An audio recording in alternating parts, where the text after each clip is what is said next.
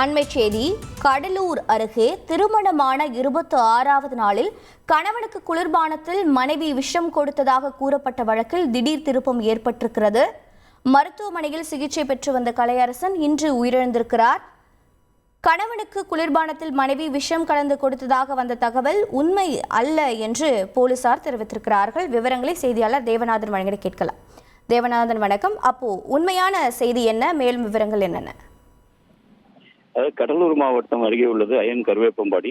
இந்த பகுதியை சேர்ந்த கலையரசன் என்பவர் பார்த்தோம் அப்படின்னா கடலூர் சிப்காட் பகுதியில் உள்ள ஒரு தொழிற்சாலையில பணிபுரிஞ்சிட்டு இருக்காரு.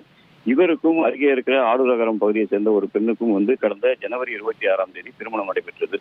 இந்த திருமணத்திற்கு பிறகு அந்த பெண் தனக்கு அந்த கலையரசனை பிடிக்கவில்லை என்றும், மேலும் தான் திருமணத்திற்கு முன்பு மற்றவர்களுடன் பழகியதாகவும் தெரிவித்த கருத்து காரணமாக அவர்களுக்குள் ஒரு வார்த்தை மோதல் ஏற்படுகிறது.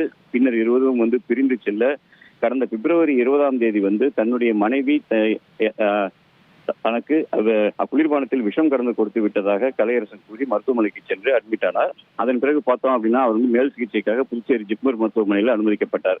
அந்த நிலையில தான் பார்த்தோம் அப்படின்னா கலையரசன் தானே பேசி ஒரு வீடியோவை வெளியிடுகிறார். அந்த வீடியோவோட தன்னுடைய மனைவி தனக்கு குளிர்பானத்தில் விஷம் கலந்து கொடுத்து விட்டதாகவும், அதன் காரணமாக தான் மருத்துவமனையில் உயிருக்கு போராடுவதாகவும் தெரிவித்திருந்தார். இந்த நிலையில தான் போலீசார் இது குறித்து வழக்கு பதிவு செய்து புதுச்சத்திரம் போலீசார் விசாரணை மேற்கொண்டு வந்தனர். கலையரசன் குற்றம் சாட்டிய பெண்ணிடம் அவர்கள் விசாரணை மேற்கொண்ட போது கலையரசனுக்கு விஷம் கொடுத்ததற்கும் அந்த பெண்ணிற்கும் எந்த தொடர்பும் இல்லை என்பது தெரிய வந்தது. மேலும் தொடர்ந்து போலீசார் இது குறித்து அப்பகுதியில் இருந்த சிசிடிவி காட்சிகள் மற்றும் அங்கிருந்த மருந்து அவர் எங்கிருந்து வாங்கினார், பூச்சி மருந்து என்பது உள்ளிட்ட பல்வேறு கோணங்களில் விசாரணை மேற்கொள்ளும் போது இந்த கலையரசனே அங்குள்ள ஒரு உரக்கடையில் சென்று அந்த பூச்சி மருந்தினை வாங்கிய சிசிடிவி காட்சிகளை பறிமுதல் செய்தனர்.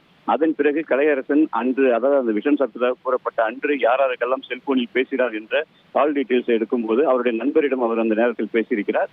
அவரை கூட்டு போலீசார் விசாரித்த போது தன்னிடம் போன் செய்து அவர் விஷம் குடித்து விட்டதாக தெரிவித்ததாகவும், அதன் பிறகு நேரில் பார்த்தபோது தன்னுடைய வாகனத்தில் இருந்து அந்த விஷ டப்பாவை எடுத்து காட்டியதாகவும் அவர் தெரிவித்தார்.